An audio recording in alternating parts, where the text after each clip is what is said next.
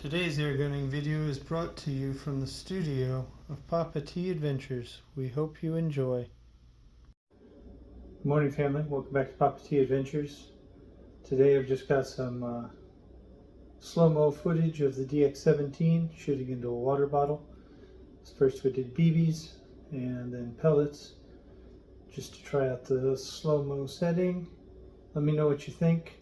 Don't worry, the wife already knows I shot indoors this time. Catch you next time.